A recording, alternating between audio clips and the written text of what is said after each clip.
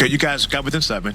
We're down 16 with a minute and 40 seconds to go. We couldn't make a shot, and they're making everything. We weren't going to win that game. Okay. Yeah, the win probability was like at 9, or loss probability was 98% at that time, or 99%. We're not going to win that game. J.J. Redick just went nuclear in front of reporters, and this wasn't some emotional outburst or media spin.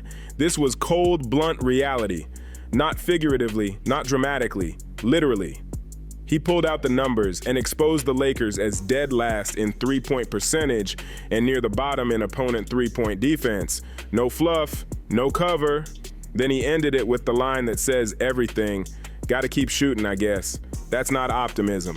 That's a man who already knows how the ending looks. Is it a snowball effect? Is it momentum?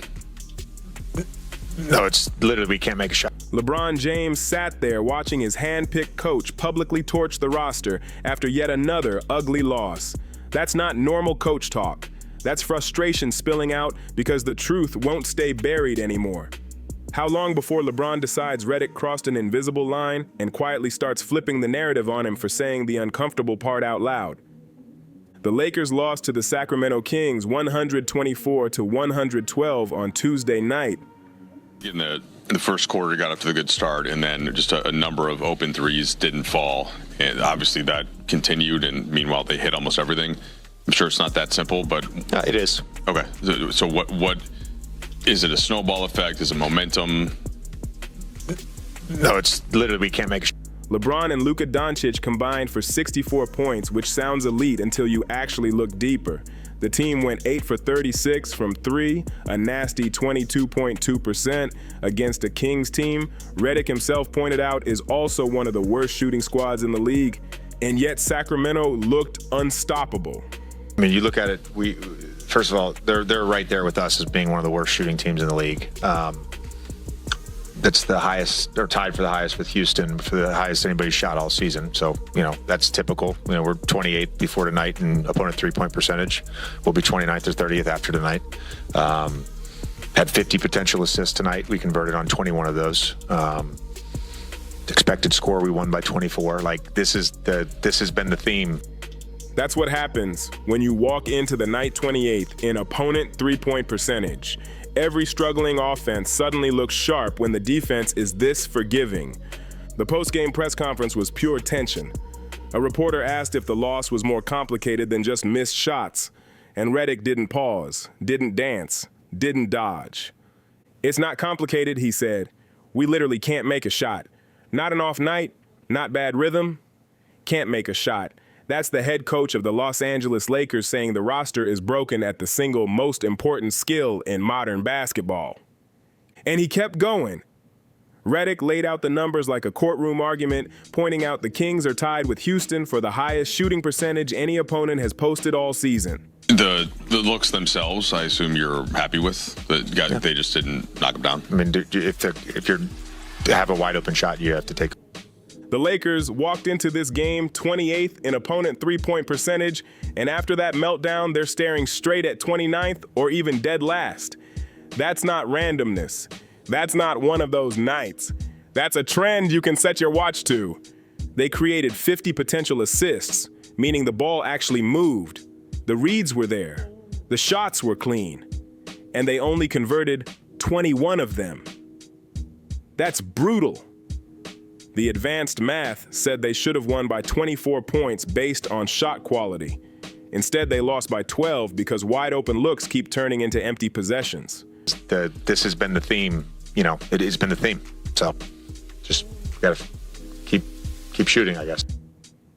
That's when the resignation hit. That's been the theme, so gotta keep shooting, I guess. Read that again. That's not strategy. That's not confidence. That's a coach realizing there's no emergency lever to pull. This roster either can't shoot or can't guard shooters, full stop. No lineup tweak fixes that. No motivational speech fixes that. You can't outcoach broken personnel in a league where spacing decides everything. LeBron James sat through that press conference knowing he chose J.J. Redick for this job. This wasn't some random hire. This was his guy, the podcast partner, the basketball brain twin, the former player who gets it, the coach who was supposed to modernize the offense and command respect instantly. And now that same coach is standing in front of cameras saying the roster LeBron helped shape is fundamentally flawed. The shooting numbers are straight up ugly. The Lakers are dead last in the NBA at 33.8% from three. That's not just bad. That's embarrassing for a team pretending it has title goals. In today's NBA, if you can't hit threes, you're playing with one hand tied behind your back. And let's keep it honest, LeBron is part of this. He's shooting 30.4% from deep, which defenders happily live with. That kills spacing whether people want to admit it or not. This season, Luka Dončić hasn't saved them either. He's at 32% from three with a career average of 34.8%. So now you've got two ball-dominant stars. Defenses don't fear from outside trying to run an offense that needs space just to function. That's not a coaching flaw. That's not effort. That's roster math that doesn't add up. And when the numbers don't add up, the excuses eventually run out. The role players aren't saving anyone either. Only 3 rotation players are shooting above the league, average 35.8% from three. And that's embarrassing depth for a team pretending to compete in the Western Conference. Every defense knows the scouting report. Load up on LeBron James and Luka Dončić, clog the lanes, and dare the kickouts to beat you. Most of the time, those shots turn into bricks. Austin Reeves being out since Christmas definitely makes the numbers look worse. But let's kill the fantasy right now. He shoots 36% from three on 7.4 attempts, which is solid, not transformational. He helps, sure, but his return doesn't suddenly flip this team into a dangerous shooting unit. What it really does is expose how thin the margin already was. The opponent three-point numbers are just as ugly. Sitting 28th in the league means almost every team gets hot against the Lakers. That's not random luck halfway through a season. That's a real, repeatable defensive problem. Either the scheme gives up clean looks, the personnel can't close out, or it's both working together. JJ Redick even broke down how bad it got in detail. He said 40 of Sacramento's 61 first-half points came in early offense or transition within the first 8 to 10 seconds of the shot clock. That's what happens when missed threes turn into long rebounds and instant runouts. But it goes deeper than missed shots. This is a transition defense issue mixed with tired legs. LeBron at 40, plus a roster full of guys who aren't quick laterally, can't sprint back every possession and still contest shooters. Redick's explanation started sounding like damage control. He talked about Gabe Vincent only being available for one game with heavy minutes restrictions, so they saved him for the back-to-back instead of using him against Sacramento. That's smart roster management on paper, but it also screams limited options. When you're deciding which loss to absorb, the situation is already cooked. And the silence around the expected score is the loudest part. Advanced metrics said the Lakers should have won by 24 points based on shot quality. Instead, they lost by 12. That's not variance. That's not bad luck. That's reality crashing the party. If you want the real breakdowns they won't touch on TV, subscribe, share, and stay locked in. Because this story is heating up, not cooling off. That's a 36-point gap between what should have happened and what actually did. Some of that is variance, sure. Some of it is Sacramento getting hot at the right time. But let's stop dodging the core issue. The Lakers cannot turn good shots into real points.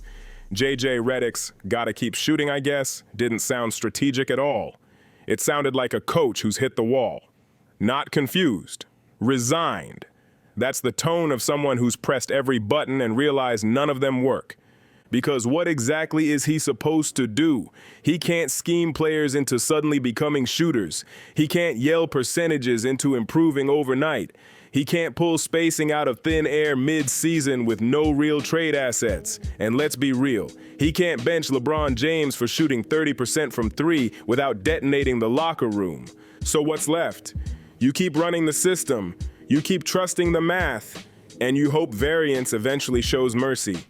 Watching LeBron's reaction to all this is going to be the real story, because this isn't some assistant coach talking out of turn. This is his coach publicly admitting the team can't shoot and can't defend shooters. That's not just a coaching critique. That's a loud indictment of roster construction, something LeBron had major influence over. Rich Paul already floated the idea of trading Austin Reeves for a Memphis Grizzlies star, which tells you the LeBron camp knows changes are needed. The real question is timing. How long before the roster takes the heat, and how long before Redick becomes the fall guy instead? Because the pattern is impossible to ignore.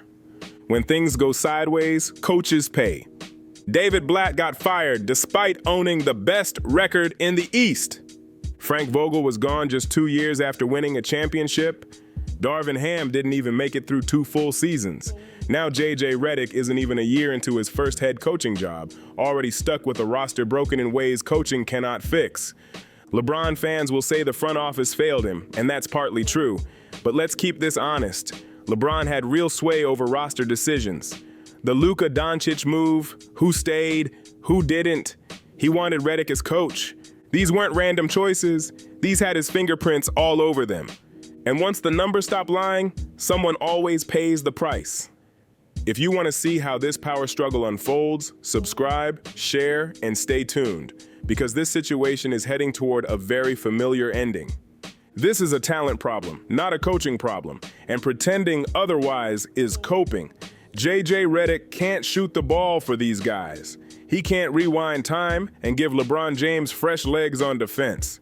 He can't snap his fingers and turn Luka Dončić into a knockdown three-point sniper overnight.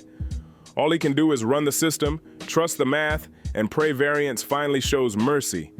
But halfway through the season, the truth is screaming. These problems are structural, not adjustable, not coachable, not fixable with clever tweaks or motivational speeches. The Lakers are sitting on a 3-game losing streak, and next up is the Atlanta Hawks on a back-to-back. That's another night where fatigue matters. Another night where age shows up early. Another night where opponent three-point percentage probably explodes again, and it'll look familiar. LeBron and Luka might combine for 60 points, and it still won't matter, because this team can't shoot and can't defend shooters, and no superstar scoring total fixes that. Watch LeBron's body language after these losses. He's not barking, he's not animated, he looks done. That's not the rage of a close loss. That's the quiet frustration of someone who knows the ceiling is low and the exits are blocked. That's the look of a 40-year-old who believed this roster could work and is now realizing it won't. So now the front office has real, uncomfortable decisions to make. Do they blow it up at the deadline and try to reset around Luka? Do they make small cosmetic moves and hope Health Plus variance saves the season? Or do they run it back and pretend J.J. Redick will discover solutions that probably don't exist? None of those options look good when you're 24-19, drifting the wrong way, and running out of margin. And that's why Redick's honesty hits different. Most coaches hide behind buzzwords like effort and execution. He didn't. He told reporters straight up, "We can't shoot, we can't defend shooters, and there's only so much I can do." That's not coach speak. That's not spin. That's reality. And reality doesn't care about reputation, contracts, or legacy. If you want to see where this really goes next, subscribe, share, and stay tuned, because this situation is reaching a breaking point fast. This is either admirable transparency or a coach quietly documenting his own exit strategy. J.J. Redick is putting everything on record, making it crystal clear where the blame shouldn't land. LeBron James wanted a coach he could actually vibe with. Someone who spoke his basketball language, understood his rhythm, his pacing, his worldview of the game. Redick checked every box. Former player, modern thinker, system-first guy. But the second your coach starts saying out loud that the roster is broken, you back LeBron into a corner. Either own your role in building this team or start lining up the next scapegoat. That "gotta keep shooting, I guess" line is going to haunt Redick. That's not confidence. That's resignation wearing a calm face.